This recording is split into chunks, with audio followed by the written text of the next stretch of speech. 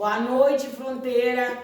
Eu sou Tita Jax e nós estamos hoje no Pod Aldeia em alusão ao dia 25 de julho, que é o Dia Nacional de Teresa de Benguela, Nacional da Mulher Negra e também Dia Internacional da Mulher Negra Latino-Americana e Caribenha. E hoje trazemos Ana Paula, para que ela nos traga esta visão, esta amplitude do conceito de ser uma mulher negra, porque ela é responsável por muitas coordenadorias municipais, mas ela também é militante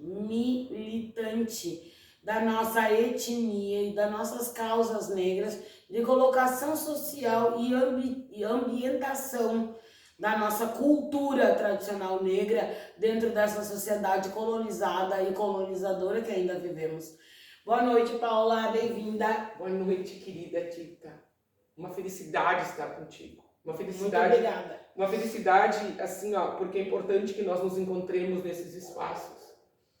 E que esses espaços ganhem amplitude, que outras mulheres pretas e negras nos ouçam, não é? Nos ouçam e tenham inspiração e possam pensar assim, se elas conseguem, eu também posso conseguir. Eu posso escutar. Então, a importância de nós falarmos assim, para que outras pessoas escutem a história da gente, né? E vejam que há possibilidade da gente galgar espaços e trabalhar. Quando eu digo assim, querem criticar, primeiro conheçam e critiquem. Mas o conhecer já vai sendo agente da modificação do raciocínio, do pensamento e do horizonte. E da abertura dos afetos, né? Porque Verdade. a gente não gosta do que a gente não conhece. Verdade. Não é? Então a prova é aquilo, come um pedacinho de manga, não, já nem gosta da manga e nunca comeu. Entendeu? Então é por aí. Eu acho que a gente não gosta do que a gente não conhece. A gente tem que conhecer um pouquinho das pessoas, um pouquinho da história das pessoas. E hoje, Tita, eu cuido de 4 coordenadorias, né? Que a gente chama de CMJDIR, que é como se elas estivessem todas juntas, mas na verdade cada uma tem as suas peculiaridades, cada uma tem os seus cuidados, a exigência, com os seus cuidados específicos, né? Então eu cuido da coordenadoria das mulheres, da juventude, da diversidade e da igualdade racial, né? Uma responsabilidade muito grande, Tita, muito grande. Eu me sinto às vezes tão pequena diante de tudo aquilo que me exige as coordenadorias, né? Mas me torno grande pela minha responsabilidade. Então eu estudo, meu compromisso com as pessoas faz com que eu estude, que eu prepare, que eu corra atrás. Deixa eu traduzir. O que ela faz? Ela pega a dor desses setores sociais, dessas pessoas, para levar até as políticas públicas. Ou seja, sendo um agente de modificação social, através de ver a necessidade de cada um e de cada meio, de cada conjunto social, e através disso levar às leis municipais este conhecimento e essa necessidade. Ou seja, ela está trabalhando com as dores para transformá-las em bem-estar coletivo. Em políticas públicas que nos favoreçam, que nos ajudem, que nos criem oportunidades dentro do campo político na cidade, né? Para que nós consigamos ir sempre avançando nas nossas pautas e construindo um mundo melhor, né? Que no momento que a gente não estiver aqui, Tita, que outras mulheres pretas como a gente possam estar nestes espaços, ocupando esses espaços e já com uma certa garantia de direitos.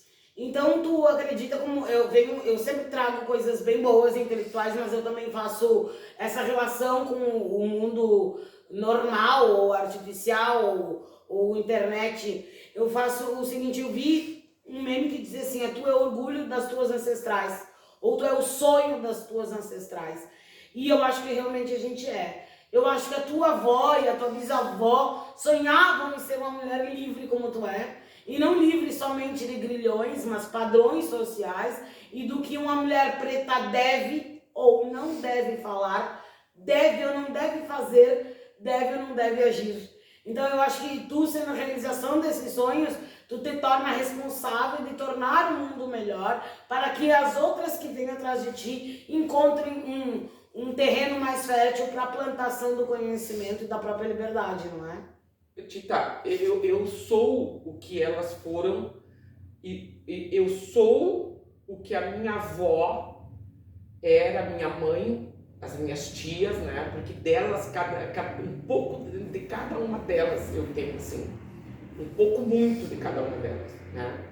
Então, a minha avó, Herculana, era uma trabalhadora dentro das escolas, uma educadora, uma funcionária da escola Professor Chaves, no tempo que o Professor Chaves era lá na linha divisória, não é? Então, a minha avó, eu lembro que nós perdemos a minha avó tinha 60 anos, Não. mas eu pensava que a minha avó já deveria, não sei, na minha cabeça que a minha avó era velhinha, tu entendeste? Então a minha avó, ela foi uma mulher assim, de muitos cuidados. Não há momento que eu fale na minha avó que as pessoas não lembram da minha avó cuidando, né? Como procurou cuidar da minha família num momento difícil, né? Saindo da escravidão, porque quando a gente fala que nós temos 135 anos de liberdade, é ali, ó. Tempo histórico, praticamente nada. Vamos somar, né? Somemos então a idade da tua avó, da tua mãe e a tua pra te ver que é ontem. É ontem. Então, praticamente, então a minha avó se preocupou que as minhas tias e que a minha mãe tivessem outras oportunidades da maneira que ela pôde, não é? Por exemplo, a minha mãe foi criada com outra família, né? Então, mas era a maneira que as pessoas tinham de ajudar os filhos. Dava fulano, não davam nada, era a maneira que essas mães tinham. Pode utilizar recursos melhores para o crescimento daquela forma. É como os brancos colocarem em colégio particular. Exatamente. Então, aquele colégio lá, como é que é? Não é particular que fala, é o que moravam, eu não lembro agora. Os internatos. Os internatos. Claro. Então a minha mãe foi criada por outra família, a qual, na verdade, a minha avó já havia sido criada, né? Mas a minha mãe já foi criada com outras oportunidades, já estudou muito bem. A minha mãe era uma trabalhadora. Então ela entendeu, bom, eu estudei, eu cheguei até aqui, eu vou trabalhar tudo o que eu puder para os meus filhos. Então a minha mãe passava muito tempo fora de casa trabalhando. A minha mãe também. Não é? Minha mãe lecionava à noite na Escola Liberato durante 30 anos, na Escola Liberato. Minha mãe Maria Tereza Marques Buglé. A minha avó Herculana Nabuco Marques. E as minhas tias Mirta Vieira da Silva e Olga Nabuco Marques. Olga Maria Nabuco Marques são as minhas tias, né, diretas. Depois tenho meus tios, mas eu quero falar das mulheres, assim. Depois tenho outra tia também, que foi casada, minhas tias que foram casadas com os meus tios, né, que foram mulheres também que me mostraram a vida do jeito que ela é. Então, das minhas tias biológicas, das minhas tias que casaram com meus tios, de todas eu carrego um pouco, não é? Todas. Da minha mãe, o que eu tenho da minha mãe? A porta da rua é um lugar de busca. Ninguém vai achar nada dentro de casa limpando casa. Nossa, então, que generosa essa contribuição. Não, então, a minha mãe é um choque 220. A minha mãe não tinha isso. Se a minha mãe estivesse viva, estaria com 87 anos. A minha mãe não tinha essa treta de, fica em casa limpando e... Não. As minhas tias, né, trabalharam, com exceção da Mirta, né, a Mirta é uma professora, né, as minhas tias trabalharam em casa de família. Mulheres que foram uma vida inteira, de certa forma, exploradas, assim, né, mas extremamente cuidadosas. Com elas, eu aprendi a cuidar da minha casa e das minhas coisas. Aprendi a cuidar dos meus filhos. Né? Ponto. Então, o que eu quero te dizer, Tita? A gente vai indo para outros lugares da cabeça da gente, assim. O que eu quero te dizer? Que a Paula, o que eu sou hoje? Eu sou o que estas mulheres foram, mais o que eu aprendi a ser por mim mesma.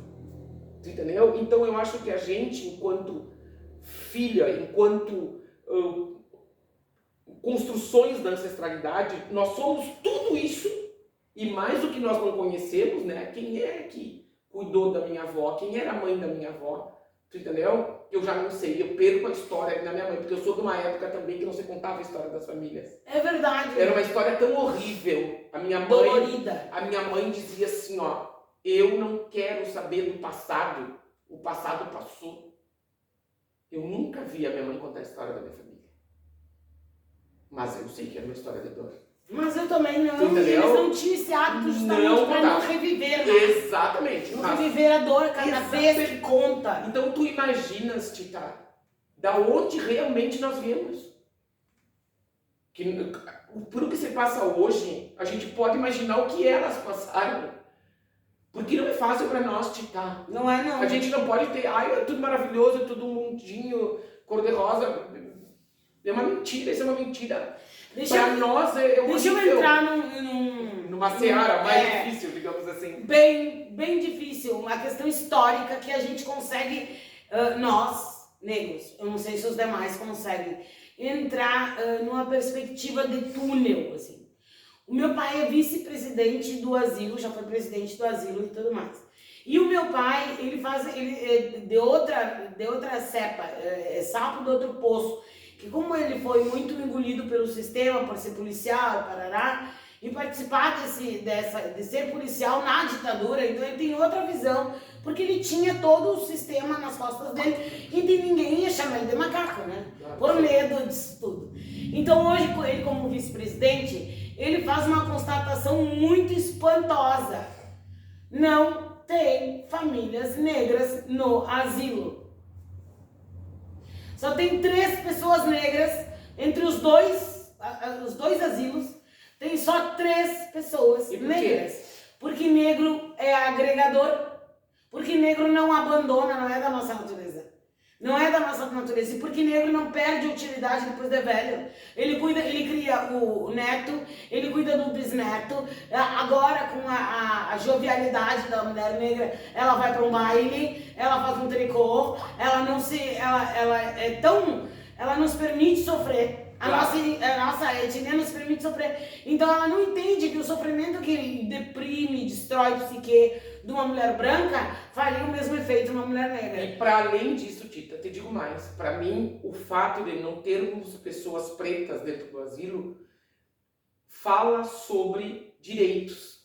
Fala sobre o homem preto que não dura tudo isso para ir para um asilo. Verdade. Não é? Fala da mulher preta, que é aquela que ganha menos, que está nos lugares menores, que ainda está na casa de família, trabalhando nas casas de família sem ter uma carteira assinada. Porque nós sabemos que para irmos para um asilo nós temos que ter uma renda mínima. Verdade. Então o fato de nós não estarmos ali também diz sobre a nossa condição política, econômica e social. Tu entendeste? Nós não estamos ali, meu amor, também porque nós ainda somos quem ganhamos menos, né? Somos nós que temos menos direitos políticos, né? Sim. Somos nós que os nossos filhos, né, e maridos fazem parte de 63% da população carcerária no país, que compõe 63% da população carcerária.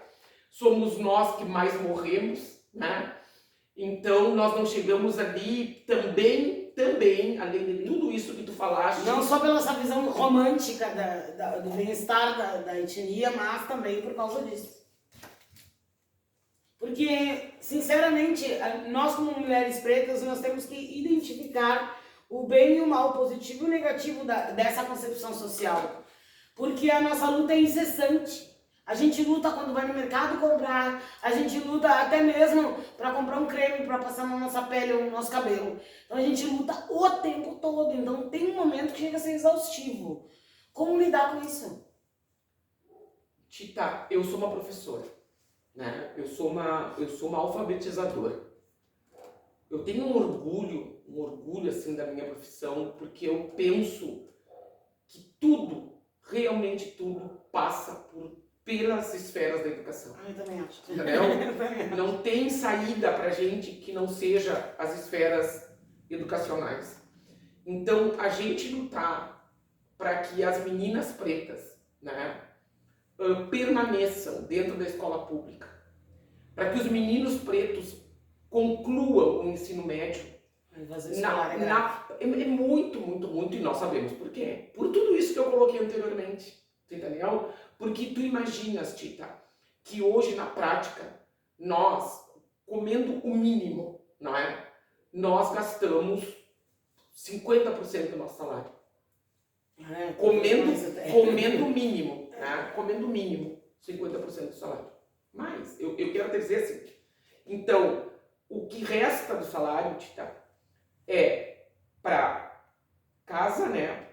Digamos que a pessoa não pague aluguel, mas o mínimo de higiene, não é? Para manter a casa. E como é que uma mãe, Tita, eu vou dar lá na escola pública, como é que uma mãe que é esta mãe, que esteve fora das políticas públicas são voltadas para as mulheres, né? Mas o processo para atingir a mulher preta é outro. Nós não vamos atingir a mulher preta nas políticas para as mulheres da mesma forma que nós atingimos as mulheres brancas. As Verdade. Tu entendeu? Então, essas mulheres que estão lá na outra ponta, Tita, são as mulheres que vão ter mais filhos. Tu entendeu? São as mulheres que as filhas acabam tendo bebê muito cedo. Então, tu imaginas que o que sobra de um salário mínimo, que não é o salário mínimo, porque quando uma mulher recebe, e as pretas são as que menos recebem, e em todas as esferas, as mulheres pretas estão na questão econômica, recebendo menos que todos os homens e mulheres. Somos nós, Tita. Então, e normalmente somos nós que ficamos sozinhas para cuidar dos nossos ranchos. Entendeu? Então, tu imaginas o que vai sobrar para aquela mãe bancar o resto todo. Nada. Não sobra nada, nada, nada.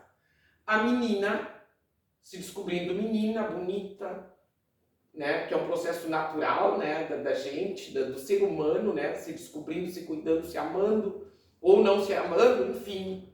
Mas a gente tem o lado afetivo, o lado hormonal, o lado sexual. Então chega num ponto que tu quer beijar na boca. Pô, Tita, eu não sei falar bonito, eu falo exatamente Fala assim bonito, mesmo. né? Ou não é? Eu falo assim mesmo, entendeu? Então, Tita, essa menina já não consegue mais estar dentro da escola. Entendeu? Porque ela é sugada, porque tu sabe da sexualização dos nossos corpos. O tempo todo. Então, esta menina, ela é sugada por essa sociedade sexista, machista, Que desvaloriza, racista. né? Tu entendeu? E nós sumimos de dentro da escola. O menino, ele é engolido pelas facilidades do mundo criminal. Porque pela falta de oportunidades, se o Estado falha, o crime entra e cobre. Você entendeu? O menino, este ano, duas amigas, minhas amigas perderam os filhos, a vida dos filhos. Nossa. Na nossa cidade, né? Tipo, a gente não vai longe. E eu tenho muito orgulho de dizer que são minhas amigas. Eu não sou longe delas. Eu sou uma mãe como elas. Uma mãe preta como elas. Que tive a oportunidade, talvez, de ter estudado mais. E de ter uma mãe, uma avó e as minhas tias que me trouxeram até aqui. Né? Então, é muito difícil pra gente, as pessoas têm que entender a questão da colonização, a questão da escravidão, é uma marca ainda, sempre será profunda, não é? Mas é real, mas está muito aberta ainda, muito aberta, sangrando, sangra, banha a sociedade, o nosso sangue ainda banha a sociedade. Não estou sendo romântica, é verdade. É verdade. É a realidade, o nosso sangue banha as ruas do país, do mundo. Aí, ó.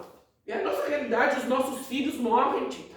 Poderá não morrer o teu, poderá que Deus nos ajude. Eu moro do outro lado da cidade, Tita. Eu moro no pé da Vila Julieta.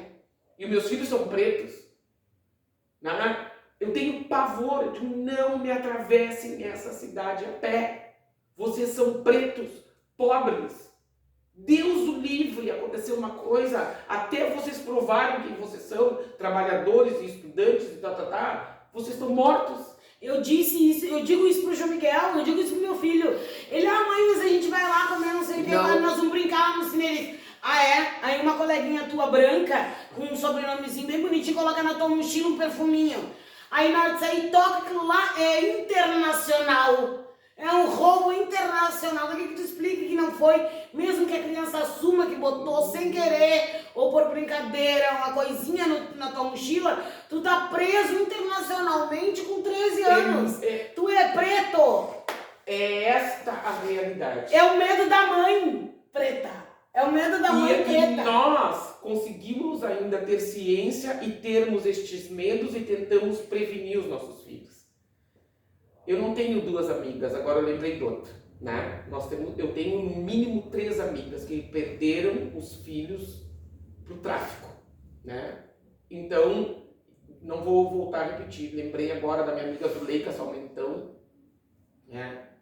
Que é uma mãe da Simão. Os meus alunos da Simão, que foram para a escola Cláudio Moreira pequenos, então nós conseguimos cuidá-los. Vamos daqui a pouco. O sistema engole os nossos alunos. E você sente como perdessem filhos carnais. Então tu passas na rua, às vezes tu vê professora, lá estão eles, e tu te sente... Eu não me sinto uma fracassada. Eu sinto que eu tenho que estar nestes espaços lutando para que isso mude. Entendeu? E quando a gente fala em tempo histórico, Tita, as nossas feridas estão todas abertas e todas sangram muito, não vou parar de sangrar, tudo bem, vamos parar de romantismo, de bobagem, entendeu? É sobre isso, onde é que a gente tem que estar? Fomentando as nossas raízes, abrindo espaço, nos fortalecendo, quando a gente fala do povo de terreiro, entendeu? Quando a gente fala do feminismo negro, quando a gente fala de estar nos lugares, estar nas escolas, né? Eu, por exemplo... aproveitar que a Djamila é moda agora, então que ela entre na cabeça das vamos pessoas. Falar, entendeu? Eu tive há um tempo atrás, fui chamada por uns colegas, fui chamada por ex-alunos, estar junto com estes alunos num problema de racismo numa escola, né? E estive neste lugar com os meus alunos e alunas, né? E hoje eu sou bloqueada, digamos assim, pelos meus colegas professores, né? Dessa escola. Não aceitam. Mas aí que vem outro fator gravíssimo. Eles acham que a gente é pesado, que a gente tem essa carga emocional e energética negativa e por estar repetindo o tempo inteiro que eu preciso do meu lugar de fala, eu preciso do meu espaço, eu preciso ser reconhecido. Então o branco, ele não entende a nossa militância, a nossa insistência, e eles nos sentem repetitivos e exaustivos para as vaidades e os caprichos deles. E eu sei, porque eu fui criada em um ambiente branco, em síndrome do preto único, e então eu tinha muito problema, porque toda vez que eu queria levantar minha bandeira e falar sobre a minha militância e tudo mais, as pessoas se faziam e reviravam os olhos. E ainda fazem isso, e em muitos lugares eu não sou bem-vinda por ser repetitiva. Problema deles. Eu não vou parar de falar. Não vou parar de falar. Entendeu? Não vou parar de falar. Não vou, Tita. As pessoas me acusam de coisas as mais bestas que tu pode imaginar. Tipo assim, ó, o que tu faz agora? A gente nunca te enxergou antes, não me enxergaram porque não quiseram.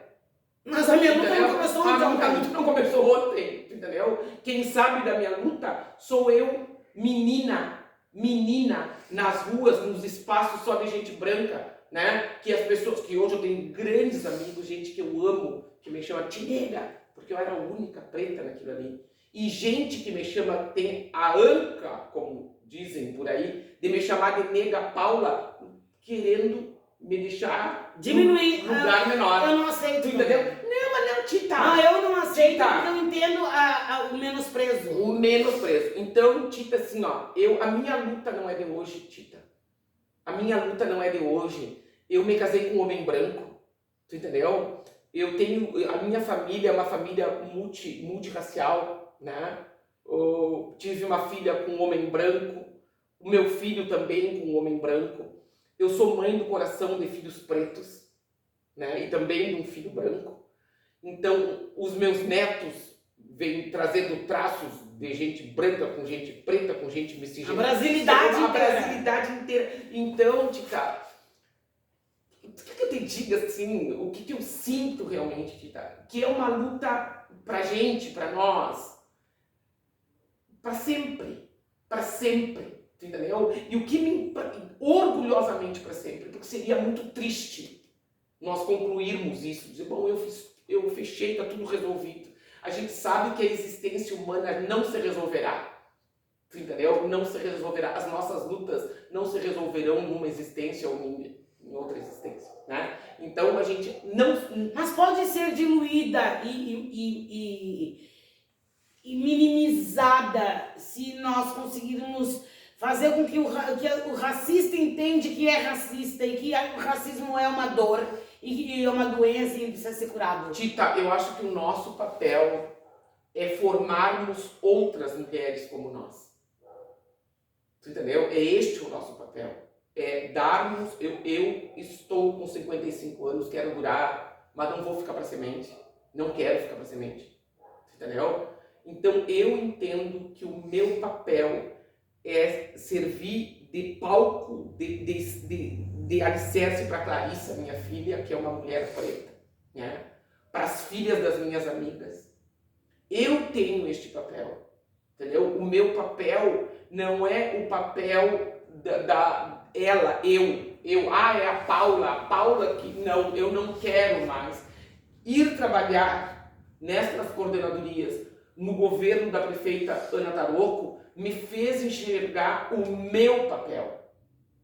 O meu papel, antes de estar ali... despertar para uma missão gigantesca. Tu entende? Além do discurso feminista negro. Tu entendes assim, ó, que eu me enxergo Paula.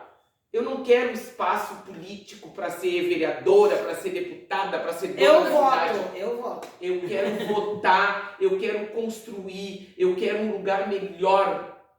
E luto por este lugar e quero estar ali, na base, sempre na base. Eu sou a base. Eu não sou o meio da pirâmide, muito menos o topo. Eu sou a base.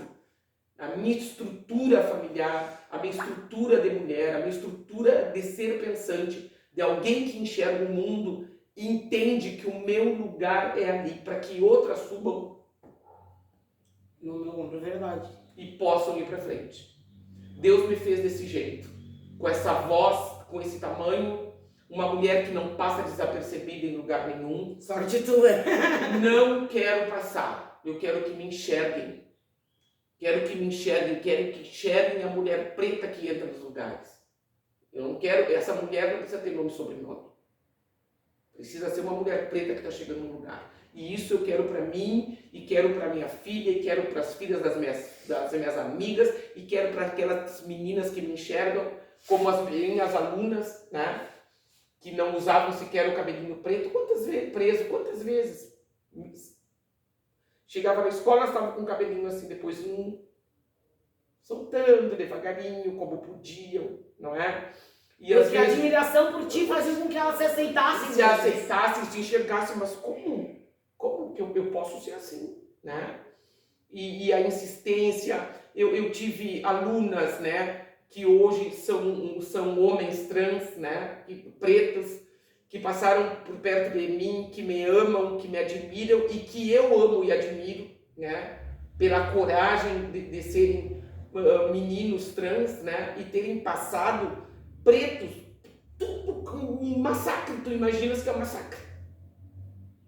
E eles querendo estar e passando por isso. Imagina a luta psicológica, mas tu entende, a força interna, o auto-amor, buscando pelo auto-respeito. Tita, tu entendes que é muito mais que a questão da negritude, não é um lugar, não é um lugar de fala. São várias dores. Em vários lugares, a nossa vida é uma vida de um cidadão com direitos, com deveres, de qualquer cidadão. Então, qualquer cidadão tem muitos lugares de fala, e nós também temos. Né? A nossa dificuldade é que os nossos lugares de fala são silenciados, não é? Querem que nós tenhamos vergonha de falar, não é? Então, às vezes, tu vê mulheres, a Paula e outras mulheres santanenses, são as exceções, né? Porque as nossas companheiras, as nossas companheiras de lutas, né? Elas têm dificuldade para articular, para falar, porque não tiveram oportunidade de estudar. Então tu imaginas o quanto tu és importante, Tita, enquanto fala, enquanto dar voz, né? E isto, neste lugar que eu estou trabalhando, me fez entender, entendeu? Eu sou a voz dessas mulheres. Eu não posso falar diferente delas, entendeu? Quando eu chego nos lugares, eu tenho que lembrar da Adriana, eu tenho que lembrar da Júlia, eu tenho que lembrar da Zuleika. Eu não posso chegar aqui e falar como se eu não lembrasse da dor das gurias. Ou como se eu fosse uma negra americana falando da sociedade americana. Né? Sendo que eu moro em Santana do Livramento e eu tenho que olhar de perto a dor do santanense. Tu entendeu? Então o que eu quero, Tita, é mais espaço para falar. Eu quero que a Tita fale, eu quero que as gurias falem. Nós precisamos de mais encontros. Verdade. Tu entendeu? Foi maravilhoso. Porque nós precisamos, Tita, que as nossas companheiras, que as nossas amigas se apropriem das falas. Que percam o medo, né? Que eles tirem essa barreira tijolo por tijolo. Hoje eu tiro esse medo, amanhã eu falo um pouquinho melhor e depois eu reconheço uma situação que necessita que eu haja e aí eu começo a me empoderar, porque eu já nem gosto do termo empoderamento, eu gosto de autoaceitação. Claro, e eu começo a tomar conta de mim. Independentemente da Paula, da Tita, eu sou eu tenho a minha voz, eu tenho a minha palavra que deve ser respeitada, Tita, porque às vezes tu olhas essas mulheres pretas, né, feministas, essas mulheres estudaram um monte. Eu sou uma pedagoga, Tita, entendeu? Estudaram um monte que tu fica pensando, meu Deus, eu não vou falar porque eu jamais falarei como essas mulheres. Tu entendeste? Então tu imaginas que a gente que estudou, que nós que estudamos, temos essa dificuldade quando nós olhamos outras mulheres, né, com mais articulação, não é com mais propriedade, né? Não é com mais propriedade, mais articuladas e com mais, nós ficamos, não é? Então tu imaginas outras mulheres como nós que tiveram menos oportunidade, né, que não conseguiram chegar neste lugar que nós estamos. Estas mulheres têm que falar e elas têm que serem ouvidas e elas serão. Sabe, por exemplo, aqui, ó, vou ser criticada por isso que eu vou dizer, mas eu vou dizer igual. Eu criei esse canal para que a gente fale sobre povo de terreiro, sobre negritude, e agora já vou puxar o assunto sobre a conexão entre mulher negra e religiosidade, e eu não vi nenhuma reação das minhas tias. E dentro de todas as tias que eu tenho, eu gostaria muito que a minha tia Onícia, que é pedagoga, que tem 2, 3 faculdades, que ela é extremamente generosa, com um coração invejável, de tanto que perdoa, supera e engole. Eu gostaria que ela viesse falar sobre a trajetória dela de vida, uma mulher negra sofrida de verdade e inteligentíssima, e ainda por cima, baseado em todo o sofrimento, ainda consegue ser tão generosa. A minha tia Jurema, que ajudou a construção real do colégio Dr. Abreu Fialho, que ela chegou lá, é praticamente uma casinha de madeira, e ela trabalhou vários mandatos lá como diretora, vários ciclos, e ela conseguiu transformar numa escola de alvenaria, com cozinha separada. Então essa luta, e eu me inspiro muito nelas. Eu tenho uma outra tia que é de Porto Alegre, mas essa eu não vou conseguir trazer, que transformam o nada em muito para muita gente. E elas não têm a mínima percepção do quão gigantesco é o legado, do pouco que elas achavam que estavam fazendo. Tita, é esta nossa missão, tu entendeste?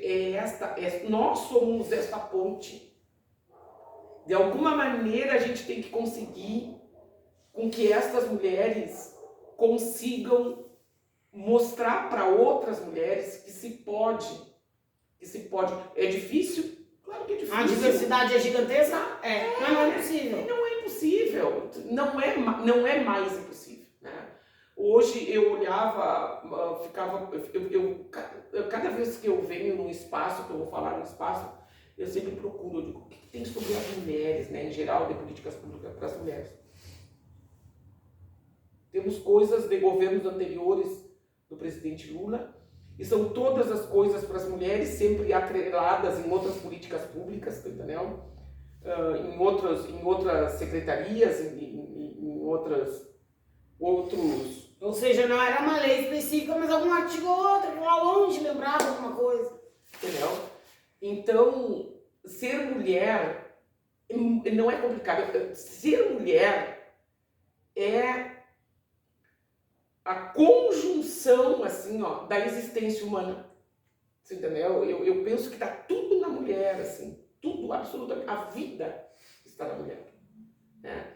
Então, é difícil, Tita, para qualquer um que não seja mulher, criar oportunidade para as mulheres. Isso me leva a crer que quanto mais mulheres nós tivermos no poder, mais nós conseguiremos avançar. Você entendeu? Sim. Então nós precisamos trabalhar para elegermos mais mulheres, ocuparmos os espaços na política, não é? Para que nós consigamos realmente galgar políticas públicas direcionadas às mulheres. De que maneira nós vamos cuidar das mulheres para que as mulheres parem, as mulheres pretas especificamente, consigam não ter tantos bebês? Não é? O que tem que acontecer para que elas não tenham tantos bebês? Não é que os bebês pretos não tenham que nascer. É um espaço de tempo para que as mulheres pretas possam decidir quantos filhos terão. Não é? Elas precisam ter mais espaço. Nós precisamos que as meninas pretas, que os meninos pretos entrem na escola e que pelo menos neste primeiro momento nós consigamos vencer ou igualar uma estatística que diz que as crianças, que os adolescentes pretos, 74% dos adolescentes brancos concluem a educação básica. E quando passa para nós, para os negros, que isso inclui os pretos e os mestiços todos, né, em toda a miscigenação, cai para 53,7%. Quer dizer que é muita, e normalmente são as meninas que vão conseguindo concluir mais, as meninas pretas, do que os meninos, né? Por aqueles motivos todos que nós já falamos anteriormente. Então nós precisamos, Tita, trabalhar muito com a aplicação das leis que já existem, né? Procurarmos, e esse é um processo meu ali dentro das coordenadorias, e conto sempre com vocês todas, procurarmos os espaços dentro das escolas, né? Baseados nas leis que já existem. Voltando à escola agora. Sim. Geralmente quando a gente olha o início de uma lei ou de um decreto, a gente vê a escrita da seguinte frase: faça saber. Então, isso. As pessoas sequer sabem. Não, elas sabem. Que existe lei que proporciona não, elas sabem. a vida delas. Elas sabem. Só que as mulheres pretas, os homens pretos, no espaço de poder, no espaço de direção, no espaço de cumprimento de lei, são pouquíssimos. E se nós não estivermos lá, e daí eu volto, nós precisamos fazer com que estas adolescentes, essas crianças, atravessem esse grande espaço, né, de 9, 10, 11, 12, de 12 anos dentro da escola, mais são 15 quando a criança começa no jardim, que é muito importante, né, na educação infantil. Que essas crianças atravessem, para que nós tenhamos chance de que essas crianças avancem para o ensino superior, esses meninos e meninas pretas. Quando eu digo crianças, eu estou me referindo, eu sempre tenho esse lado de dizer que são crianças, eu sei que são adolescentes, né? Então, que atravessem, porque as pessoas sabem das leis, mas não estão na pele, não são diretores pretos, o mínimo de professores brancos, e sugados por uma sociedade, porque quando tu tem um professor preto que não se apropriou do seu lugar, ele está ali, como se fosse mais um branco. Exatamente, eu entendo. Então, não tem. Negro que não, eu tenho esse preconceito. Entendeu? Eu sou preconceituosa. Eu tenho esse preconceito. Eu acho que negro que não é militante é branco. Ah, não! Entendeu? Não, eu sabe por que eu acho que a gente tem essa obrigação ancestral de lutar pelos nossos. E lutar por nós mesmos. Então eu acho que quem cala frente a ações e atitudes racistas, etc., é engolido pelo sistema branco. Meu amor, calam porque o racismo é estruturante. É de calar mesmo. É para calar. Quando a gente fala, o racismo é estrutural. O racismo é estrutural e estruturante. Está nas nossas veias desde a época da colonização. Tu entendeu? Então é muito difícil para nós, que fizemos parte dessas estruturas todas sociais, né, falarmos. Então a gente até pode pensar, mas até tu dar o primeiro passo para fora de ti e dizer, bom, mas isso aqui eu não vou aceitar mais. Precisa nascer mais Paulas, mais Titas e mais Evas, né? A vereadora Eva é uma mulher que ela, do jeito dela, ela mete a cara e ponto. E tem que ser respeitada. E tem que ser respeitada. Aquele dia que a Eva nos contava, eu digo, meu Deus, o que esta moça passou para estar aqui hoje? O que esta moça passou muito mais do que tu. Trancos e barrancos. Muito mais do que eu. Como é que nós, Tita, não vamos respeitar a história daquela mulher? Adoro a trajetória. Tu entendes? Então, é sobre isso. Nós precisamos ter um pacto de solidariedade entre nós.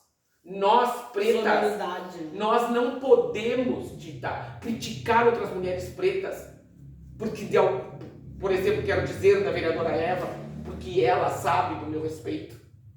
Tu entendeu? Ela sabe, eu tenho certeza que ela sabe do meu respeito. Né? Uma mulher como a Eva, com a história da Eva, com a história de luta da Eva, chegar a uma vereança é motivo de orgulho para todas nós. Para todas nós temos que ter orgulho da Eva. Não é falar mal, né? Deixa eu falar mal agora. Vai, fala. Vou falar mal. Ela não chegou lá sendo rainha da melancia. Fui má agora. Ela não chegou lá porque ela tem o sobrenome, porque ela passou batom bem, porque ela é bonita. Ela chegou lá porque foi dolorido o dia a dia dessa mulher. Tu viste quando ela disseste assim, quando ela disse, Tita, que eu fiquei assim, ó, chocada com a nitidez da Eva, quando ela disse, eu fui eleita pelo preconceito da outra, tu lembra? Lembro. E se ela não tivesse me debochado, eu não teria esse espaço. Tu lembras? Que horrores. Tu lembra? O livramento ainda é muito positivo. E também prova de que muitas pessoas que ainda não têm voz, ela tem vez no voto. Essas mulheres, essas pessoas pretas que estão lá, que votaram na vereadora Eva, elas votaram porque disseram, não, esse racismo que ela está sofrendo tem que acabar. Agora ela vai. Agora ela vai. Tu entendeste? Sim. Então, é sobre isso. As pessoas podem não ter voz. Mas as pessoas têm vez e têm uma consciência gerada cada vez que nós nos encontramos, que nós falamos, que nós debatemos, alguém ouve. Alguém ouve e alguém muda. E é este o nosso papel. E que sejam poucos hoje e que esses poucos vão se multiplicando. Se uma mulher muda, muitas mudam. Tu entendeu? Porque uma mulher que mude o seu pensamento, a sua forma de pensar sobre o racismo, sobre a sua posição, sobre a sua condição, ela vai mudar a vida da filha. E que mudará a filha da neta. E assim sucessivamente. E é este o nosso papel.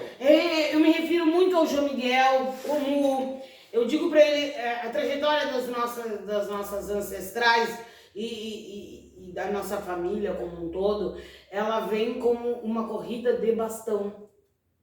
Perfeito! É uma corrida de bastão. E correu lá até onde ele pôde, me enxergou e ó, toma o bastão. E escuta, meu amor, e cada vez que nós tocamos um objeto que seja um bastão, ele vem com a nossa energia. Tu entendeu? Com a nossa energia. Nada. Sabes que agora vamos falar uma bobagem, assim. Eu sempre fui herdeira, assim. Tu entendeu? Então, eu fico com pena e guardo uma coisa que era da fulana, que era da ciclana, aí guardo. Eu sou assim. Guardo isso, guardo aquilo, guardo aquilo. E hoje, há alguns anos, assim, eu tenho me desfeito, digamos, aberto mão de algumas coisas que eu guardava. E eu digo, isso aqui não tem sentido para mim. Não tem sentido nenhum para mim. Isso não conta a história da minha gente, não conta a história da minha mãe. Por isso que eu digo, cada coisa tem a sua energia, que não é necessariamente que aquilo ali esteja carregado de energias, mas é uma energia espiritual, é uma energia da história, é uma energia que se aproxima de ti cada vez que tu lembras o que aquilo representa.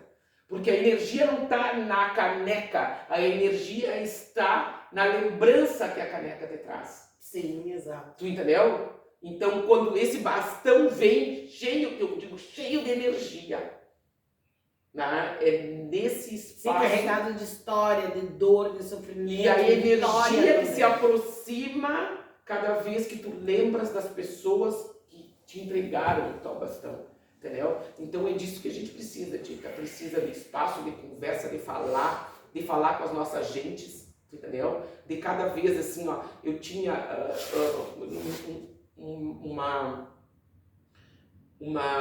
uma prática pedagógica, digamos assim, porque eu sempre entendi que nós não aprendemos se nós não sabemos quem nós somos, entendeu? E a gente precisa aprender a entender que nós somos seres espirituais, né? Então eu sempre comecei as minhas aulas assim, eu li aquele livrinho de Minuto de Sabedoria. A Paula tinha tanta coisa importante, mas eu amava aquilo ali para mim, trazia tanta coisa importante assim, né? Então eu escrevia aquela frase e as crianças copiavam e nós conversávamos sobre aquilo, que era o momento que eu tinha de trazer Jesus para perto, de trazer para eles entenderem que a carne é a carne e que a inteligência toda está no espírito, entendeu? Sabe que eu costumo ensinar aqui dentro do terreiro que Jesus é a filosofia, Jesus é a moral, humanização da carne, a entrega real de enxergar o outro. Sim. Que tá em muitos outros espaços religiosos, personificado, em imagem, em Bíblia, etc. Mas que se a personificação, ela também não vai distanciar a gente da humanização. Então, quando a dona... Todo mundo acha estranha a minha pombagira ser tão esquisita mesmo, mas ela é doutrinadora da minha casa religiosa e ela diz o seguinte: como eu vou vir de onde eu venho para julgar o humano por ser humano? Se o maior dos humanos não julgou, por que eu vou julgar? Então eu ainda acho que ela é de uma grande filosofia e que ela faz com que as pessoas enxerguem Jesus não como uma utopia e não como o rei da verdade, mas a humanização, a entrega, a solidariedade, o amor que hoje está faltando. Amor, Tita. As pessoas cheias de palavras bonitas e até essas palavras acabam às vezes nos deixando distanciando do que é, né?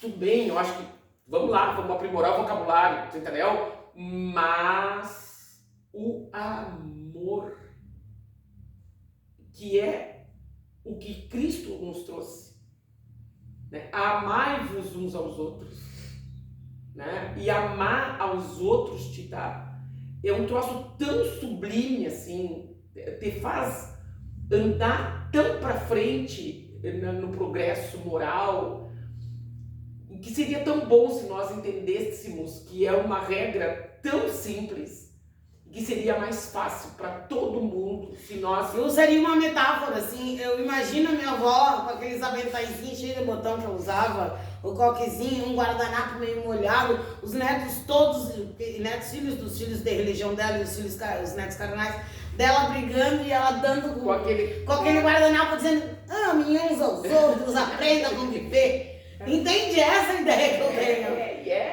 Yeah. Então, talvez se nós conseguíssemos, dentro dos nossos ranchinhos, fazer com que os irmãos não brigassem, entendeu? Lá em casa era uma regra brutal, assim. Todo mundo apanhava junto, não sabia nem por quê. Eu expliquei pro Gabriel ontem. Todo mundo apanhando. Apanhou porque foi, apanhou porque eu não sabia que ia fazer isso na gravação, apanhou porque contou, porque apanhou porque não contou. Era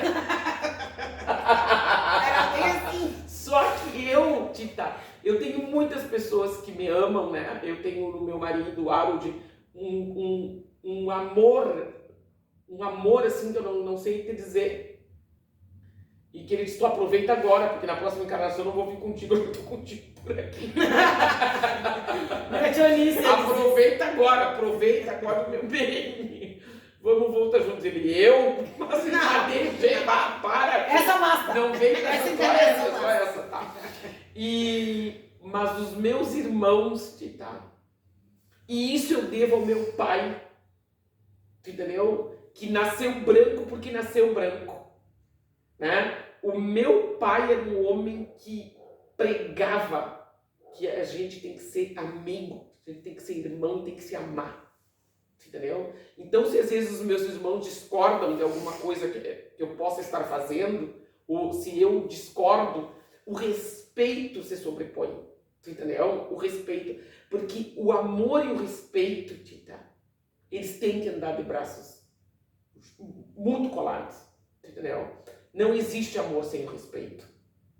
O respeito que as pessoas hoje respeito, mas o respeito é um troço tão fundamental que ele não pode ser banalizado, entendeu? E o respeito começa dentro de casa. Verdade. Dentro de casa.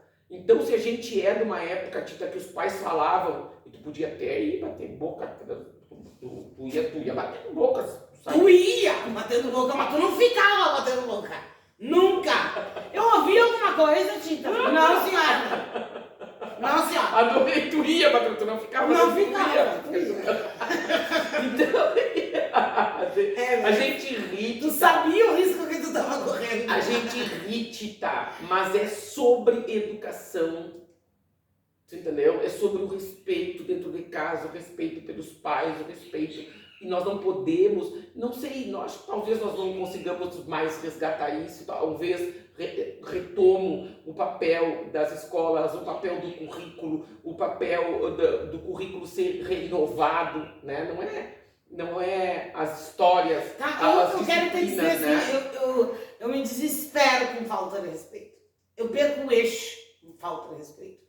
É muito forte. Eu fico impactada e congelada e não entendo a falta de respeito. Eu não entendo como alguém excede o limite do outro, eu não entendo isso. Tita. Eu tava olhando um vídeo, olha isso, eu sou de nação cabinda, então quando cantam pra cabinda, na cabinda quando cantam pro camucá, todo mundo se abaixa, eu chamo camucá e tal, porque é o fundador da cabinda, todo mundo se abaixa, mas quem não é dessa nação não tem o hábito de se abaixar ao orixá. E aí eu já começo a ficar com o olho bravo. Porque se tu não abaixa o orixá, não porque eu sou do Jejinagô, não vou me abaixar pro cabinda. Tudo bem, mas é que não é a nação, é alguém muito maior que tu, superior a ti. Bom, então que não seja, que tu não entendeu que orixá e humano é humano. Mas se a dona da casa se abaixa também em respeito a ela. E aí, deixa eu te falar uma coisa, tu sabes que eu vou na casa do pai Cristiano, né? Ai, amo. Meu aluno, meu amigo, meu colega, depois professor, meu colega e um grande amigo. E eu gosto muito de estar ali com eles, né? Eu tô sempre na assistência, obviamente. Sou muito acolhida porque eu sou uma mulher que venho da doutrina kardecista, né? E gosto muito, muito, que me fez compreender muitas coisas, entender muitas coisas. Bom, mas estou indo ali no Cristiano. E tô nesse papo bom, se todo mundo se abaixa, eu me abaixo também. Entendeu? É verdade. Eu não entendo. Né? Eu não sei, mas vou mostrar meu respeito. Exato. A eles e ao ritual deles. Exatamente. Se todo mundo se abaixa, eu me abaixo também. Entendeu? Se todo mundo bate cabeça, eu bato cabeça também. Porque eu tô respeitando e eu tenho que me adequar ao lugar. Tu entendeu? Então eu sou tranquila nos aprendizados. Me sinto uma eterna, como é bom, Tita querida. Quando tu sabes que tu é uma eterna aprendiz. tem ciência de que tu é uma eterna aprendiz. E eu tenho muita felicidade e gratidão a Deus por chegar aos meus 55 anos tendo ciência de que eu sou uma aprendiz. E Entendeu? dando essa ciência. Muita felicidade mesmo, Tita. Entendeu? De poder estar aqui contigo, de conversar de coisas que são falas comuns para nós mulheres pretas, né? E quero deixar assim, ó, eu não sei quanto tempo faz. E que talvez sejam momentos de despertar para outras mulheres. Quanto tempo pretas. nós estamos... Não, olha, o João Miguel já está pedindo para a gente parar. Então, o nosso produtor está dizendo que nós precisamos dar uma palavra de esperança e motivação para essa guerra seguir. Para a gente não desistir. Viver é lutar. Viver é lutar, é ter esperança, é acreditar no instante seguinte. Né? Bom, aqui deu isso, bom, eu quero, mas eu tenho ali, ó, vou procurar as minhas armas e vou enfrentar, entendeu? E a Ana Paula Buglé, coordenadora das coordenadorias da Juventude, Diversidade, Mulher e Igualdade Racial, é mais uma das armas que todo esse povo tem para lutar. Muito obrigado, Paula. Eu quero pedir e solicitar a tua presença outras vezes, porque a gente tem que dar pérolas e gotículas para que isso está no rio e que a gente consiga vencer e multiplicar essa batalha. Muito obrigado pela presença. Eu agradeço. Muito obrigado pelo teu talento, pelo teu tempo, pela tua força, tua garra. Eu espero que tenha entrado na corrente sanguínea de muita gente. E eu quero te dizer assim, ó, que eu não sabia da Tita, assim. Sabia da Tita, como as pessoas sabem. Mas eu não sabia dessa mulher que a Tita é. Me sinto muito feliz em ser acolhida na tua casa e, sobretudo, ser acolhida na tua resistência, no teu coração. Bem-vinda. Não é? Bem-vinda, E muito obrigada, de verdade. E saibas do meu respeito. Igualmente. Meu respeito e minha admiração. Obrigada. Eu que agradeço, querida. Agradeço. Tira a foto.